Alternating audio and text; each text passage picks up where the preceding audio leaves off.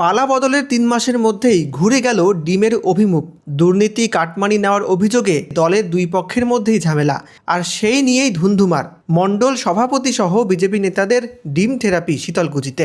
অভিযোগ, পঞ্চায়েত অফিসে তৃণমূল পঞ্চায়েত সদস্যদের সঙ্গে বিজেপি নেতাদের মাখামাখিতে ক্ষুব্ধ হয় একাংশ। কয়েকজন নেতার বিরুদ্ধে বিক্ষোভে সামিল হন তারা। তাদের বিরুদ্ধে ক্ষোভ প্রকাশ করতে গিয়ে তাদের লক্ষ্য করে ডিম ছোড়া হয়। পরিস্থিতি ক্রমশ উত্তপ্ত হয়ে উঠলে পরে পুলিশ ছুটে আসে। যদিও স্থানীয় বিজেপি বিধায়কের কথায় স্থানীয় স্তরে ভুল বোঝাবুঝির কারণে এই ঘটনা। দুর্নীতির সাথে যুক্ত এই বিজেপি নেতারা, দুর্নীতির সাথে যুক্ত, সেজন্যই কি ডিম থেরাপি? হ্যাঁ, ডিম ছড়াবো। এখন কি চাইছেন আপনারা? আমরা শান্তি চাচ্ছি। এদের কি পদে রাখবেন? না, রাখবো না। অসমের বন্যায় সাহায্য করতে ব্যবসায়ীদের থেকে চাঁদা সংগ্রহ করলেন মন্ত্রী শঙ্কর ঘোষ। দোকানে দোকানে ঘুরে চলল অর্থ সংগ্রহ। শিলিগুড়ি হকার্স কর্নার ব্যবসায়ী সমিতির সহযোগিতায় এই ত্রাণ তহবিল সংগ্রহের কাজ শুরু হয়েছে। সেই অভিযানে সামিল হন মন্ত্রী তথা শিলিগুড়ির বিধায়ক শঙ্কর ঘোষ। তিনি বলেন, আমরা আমাদের মতন সহযোগিতা করব।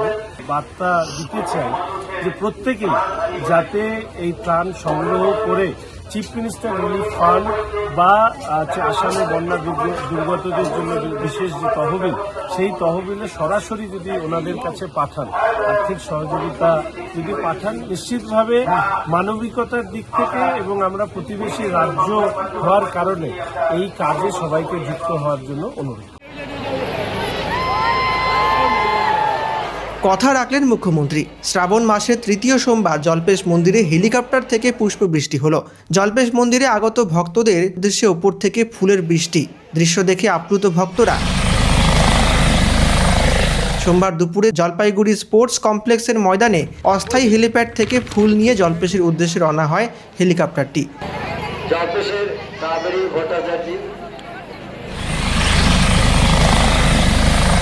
এদিন এই ঘটনায় খুশি প্রকাশ করলেও জল্পেশ মন্দিরে অব্যবস্থার অভিযোগ নিয়ে ক্ষোভ রয়েছে পুণ্যার্থীদের একাংশের মধ্যে।